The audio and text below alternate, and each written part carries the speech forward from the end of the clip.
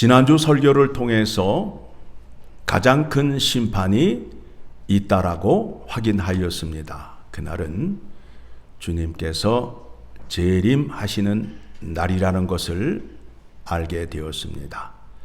그렇다면 재림의 날까지 어떻게 살아야 하는가에 대한 말씀을 열 처녀의 비유로 말씀을 하시는 겁니다. 열 처녀의 비유의 설교를 많이 들으셔서 어떤 내용인지 다 알고 계시지요? 자, 슬기로운 5 처녀가 있고 미련한 5 처녀가 있는데 어느 처녀가 되기를 원하십니까? 슬기로운 처녀가 되기를 다 원하시지요. 자, 오늘 본문의 말씀을 이해하기 위해서는 유대인들의 결혼 풍습을 이해하셔야 이 말씀을 이해할 수 있게 됩니다. 총각과 처녀가 결혼을 하게 되면 결혼식을 2번 합니다. 신부의 집에서 하고 신랑의 집에서 결혼식을 하게 됩니다. 오늘 본문의 말씀은 신부의 집으로 신랑이 오게 되는데 신랑을 맞기 위하여 10 처녀가 등을 준비하고 기름을 준비하여서 신랑이 올 때에 함께 전등 행렬에 참여하여서 신랑을 기쁘게 하고 잔치를 기쁘게 하는 일의 책임이 10 처녀에게 있다라는 겁니다.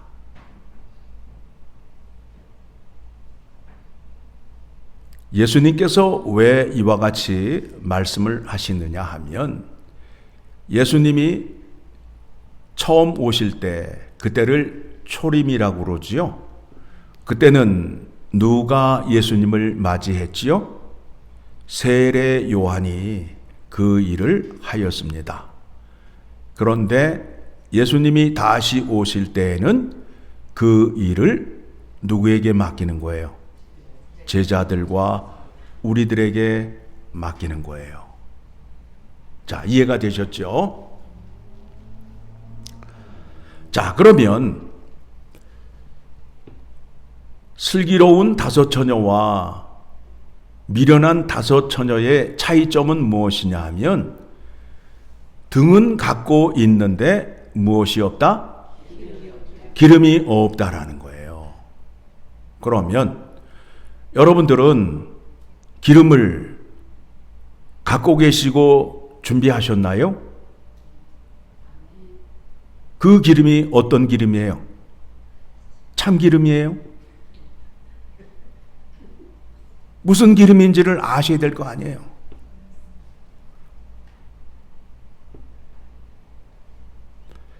주님이 다시 오시는 날 깨어 있으라. 기름을 준비하라. 자, 다시 한번 깨어 있으라에 대한 말씀을 확인하고 기름을 확인하도록 하겠습니다. 지난주 설교를 통하여 여러분에게 소개해드린 데살로니가 교회의 상황을 다시 한번 우리가 살펴보도록 하겠습니다. 데살로니가 전서 5장 6절 말씀부터 봅니다. 그러므로 우리는 다른 이들과 같이 자지 말고 오직 깨어 정신을 차릴지라. 밤에 잠을 자지 말라라는 게 아니에요. 자는 자들은 밤에 자고 취하는 자들은 낮에 취하되 우리는 낮에 속하였으니 정신을 차리고 믿음과 사랑에 호신경을 붙이고 구원의 소망의 투구를 쓰자. 즉 구원이 내가 열심을 다해서 이루어진 거예요? 아니면 하나님께서 나에게 주신 전적인 은혜예요. 그 은혜를 기억하라는 거예요. 그 은혜를 기억하라는 거예요.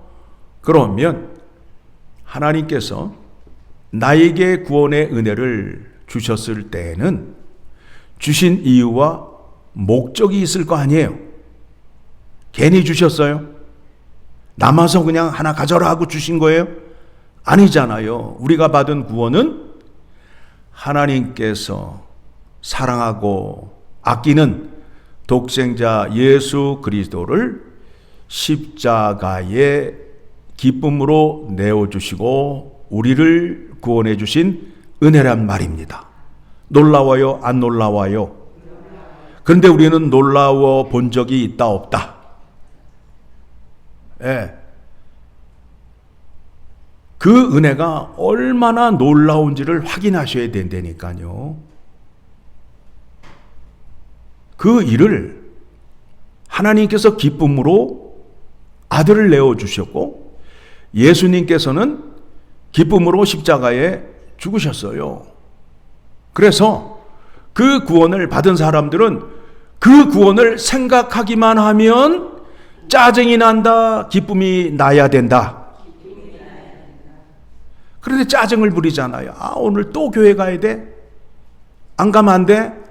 왜 이렇게 교회 가는 날은 많어?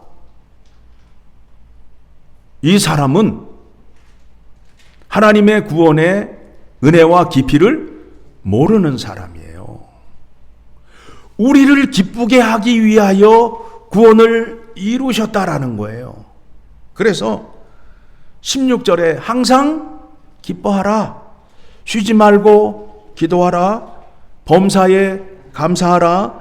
이것이 그리스도 예수 안에서 너희를 향하신 하나님의 뜻이니라.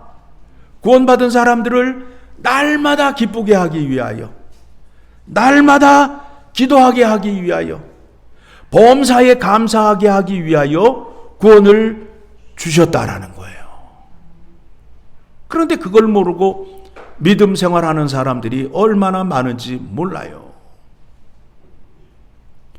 교회를 다니는데 예수님의 재림의 날이 있는지 없는지도 안다 모른다.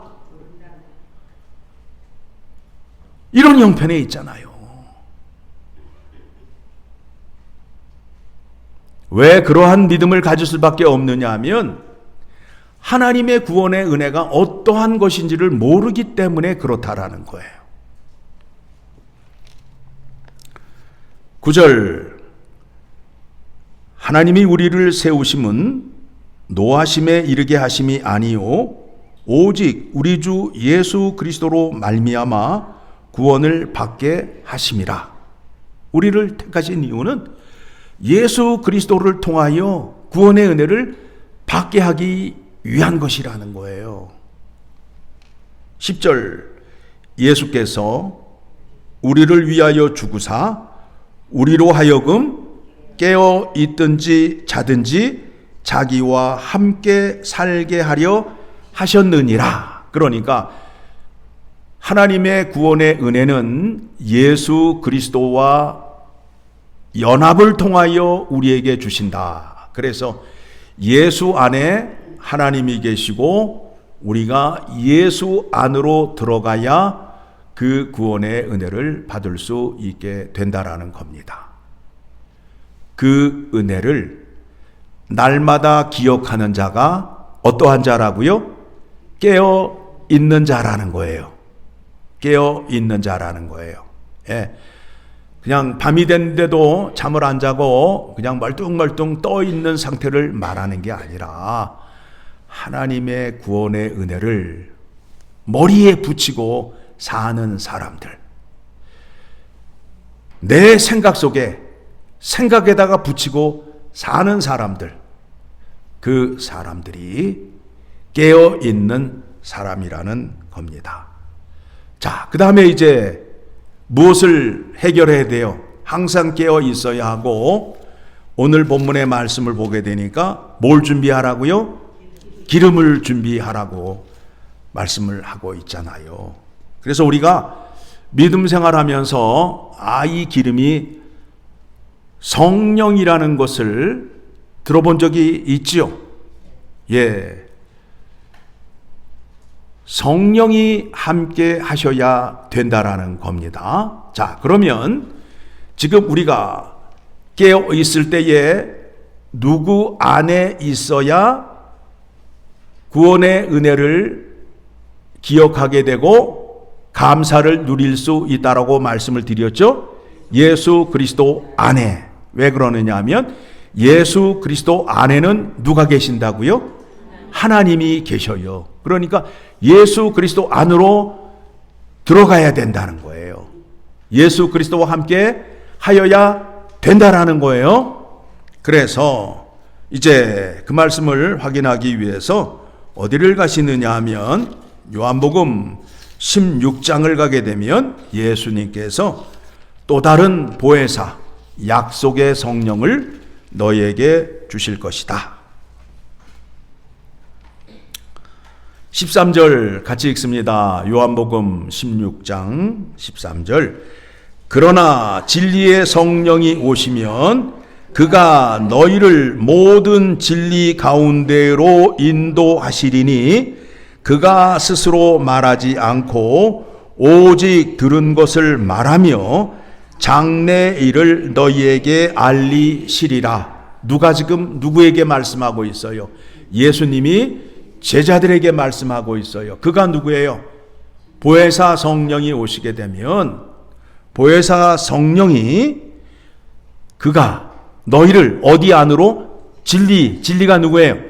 예수 그리스도 안으로 우리를 인도하신다라는 거예요. 그런데 이단들의 특징이 무엇이냐면 진리의 그 영 또는 성령에 대해서 변질을 시키는 거예요. 성령이 하시는 일은 자기 자의적으로 일하는 것이 아니라 예수 그리스도의 영광을 가지고 일을 하심으로 인하여 우리를 어디 안으로 인도한다고요? 예수 그리스도 안으로 인도하는데 이단들은 성령이 무슨 파워나 힘이나 기로 나타난다라고 말하고 있어요. 잘못된 가르침이에요. 거짓 가르침이에요. 거기에 속아 넘어간 사람들이 많이 있지요. 성경을 펴놓고 믿으셔야 돼요.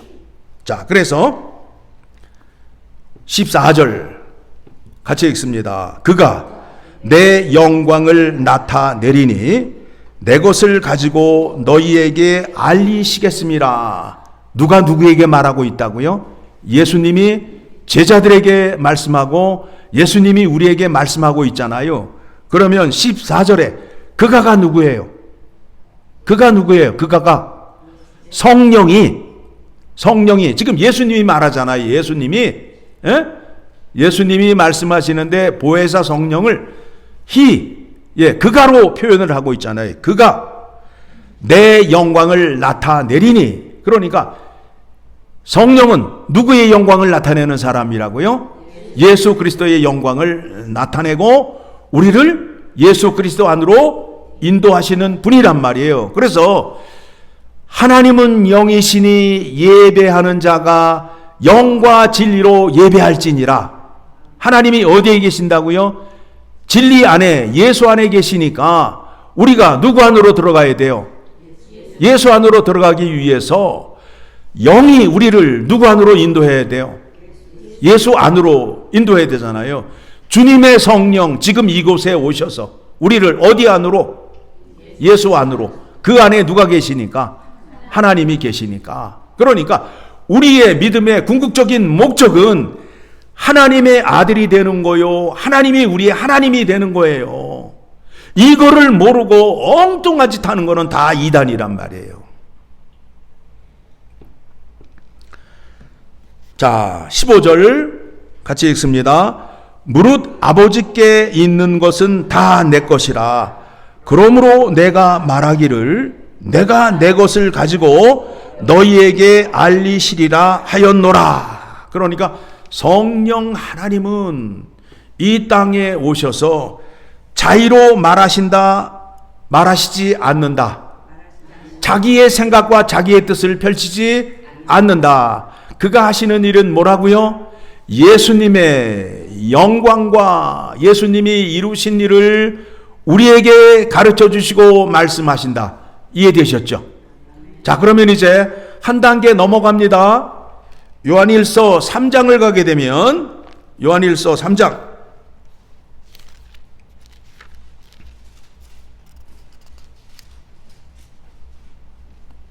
23절 같이 읽습니다. 그의 계명은 이것이니 곧 그 아들 예수 그리스도의 이름을 믿고 그가 우리에게 주신 계명대로 서로 사랑할 것이니라. 그의 계명을 지키는 자는 주 안에 거하고 주는 그의 안에 거하시나니 우리에게 주신 성령으로 말미암아 그가 우리 안에 거하시는 줄을 우리가 아느니라. 우리가 예수님의 계명을 들을 수 있고 그 계명을 지킬 수 있는 것은 누가 함께 하시기 때문에 할 수 있다라는 거예요? 성령으로 말미암아라고 나와 있잖아요. 24절 다시 봅니다. 그의 계명을 지키는 자는 주 안에서 거하고 주는 그의 안에 거하시나니 우리에게 주신 성령으로 말미암아 그가 우리 안에 거하시는 줄을 우리가 아느니라. 그러니까 기름을 준비한다라는 것은 뭘 말하는 거예요? 예수님의 가르침, 예수님의 계명을 지키는 자를 말하는 거잖아요. 지키는 자. 오늘날 예수를 믿는다고 하는데 예수님의 계명이 뭔지도 모르고 자기의 열심과 아우성으로 믿는 사람이 너무 많아요. 그리고 자기 믿음이 끝내준다고 얘기를 한다고요. 하나님 앞에 당당히 설 수 있는 사람은 어떤 사람이 설 수 있다고요? 계명을 지키는 자. 그런데 잘못 가르쳐서 봉사 열심히 하고 많은 구제하고 또 많은 재물을 드리면 상을 받는다라고 가짜들이 가르친 데에 또 넘어가서 하나님의 계명은 뒤로 가 있어요. 돈을 좋아하는 엉뚱한 자에게 가르침을 받아서 당신은 계명은 안 지켜도 돼. 교회 헌금만 열심히 하면 돼. 그러면 하나님이 너를 사랑할 거야 라고 이 엉터리 이 속임수에 넘어가 가지고 그게 진짜인 줄 알고 따라다니는 사람이 있단 말이에요. 그런데 하나님 아버지께서는 우리를 보실 때에 뭘 보신다고요? 재주를 보는 게 아니라 말씀에 순종을 했는가 안 했는가를 보신단 말이에요. 그래서 22절 무엇이든지 구하는 바를 그에게서 받나니 이는 우리가 그의 계명을 지키고 그 앞에서 기뻐하시는 것을 행함이라. 하나님이 좋아하시는 것은 제사 제물을 좋아하신다. 그의 명령에 순종하는 것을 좋아하신다. 그래서 순종이 제사보다 낫다. 그런데 우리는 무식하니까 제사가 순종보다 낫다라고 믿고 있잖아요. 말씀을 알아야 순종을 할 거 아니에요. 듣는 것이 순양의 기름보다 낫다라고 말하잖아요. 하나님의 말씀을 들으시라고요.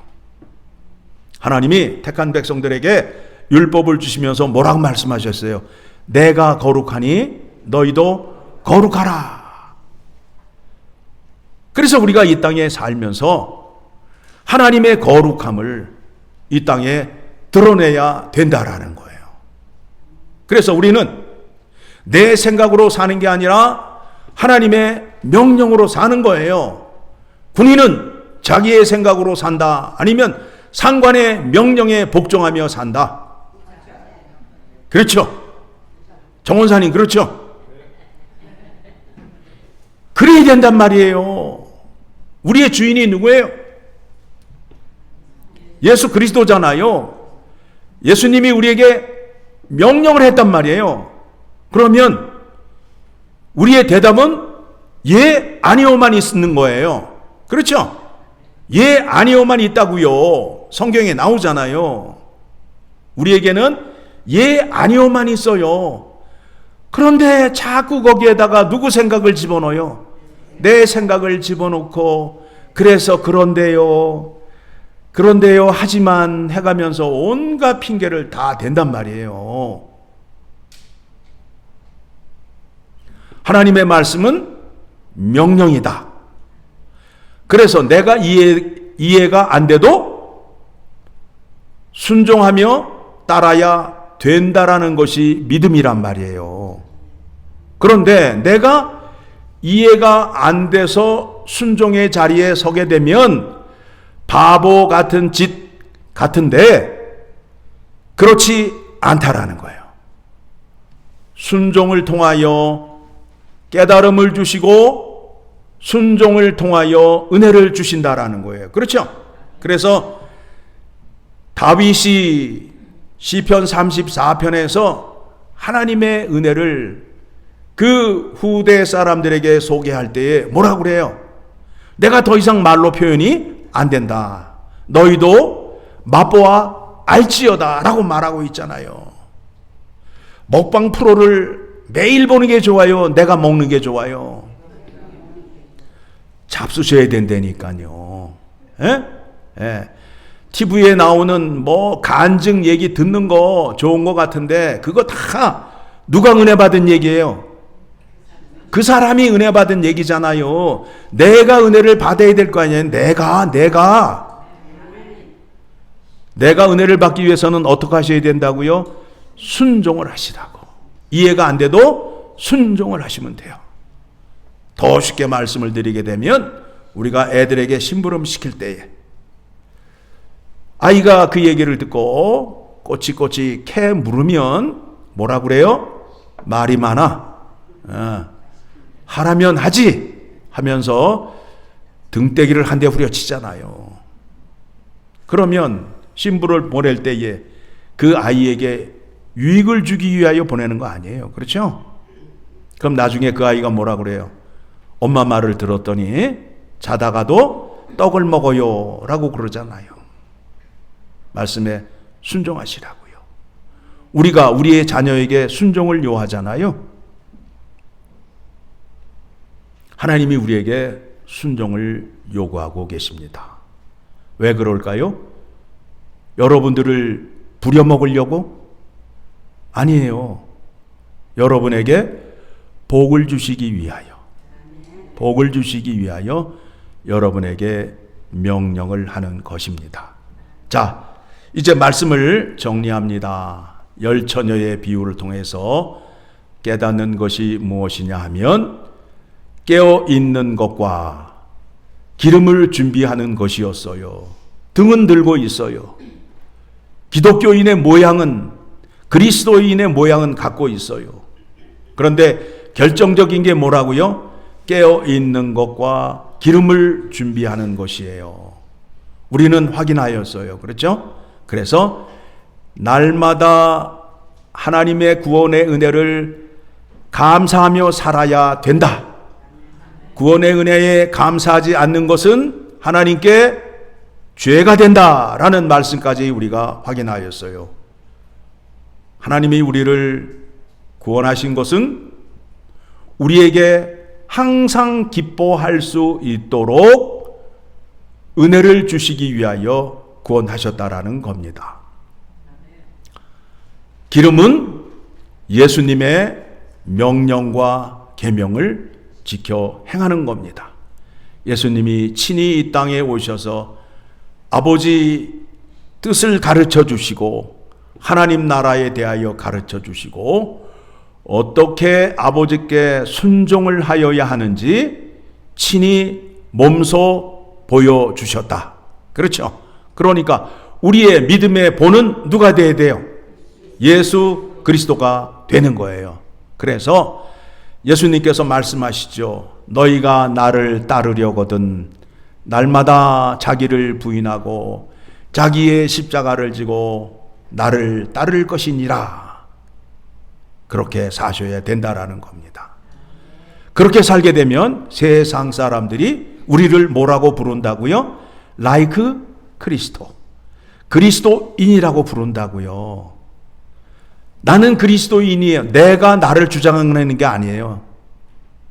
다른 사람이 나를 그리스도인이라 불러야 그게 참 그리스도인이에요. 그렇죠? 그래서 당신은 참 목사답습니다. 당신은 참 권사답습니다. 라는 소리를 들으셔야 된다라는 거예요. 그런데 그렇게 행하지 않으니까 어디에 나가서 제가 목사인데요. 그러면 식당에 외출했으려도 흥 하고 웃고 가잖아요. 세상에 소금과 빛의 존재로 살지 못함으로 인하여 무시를 당하고 있는 겁니다.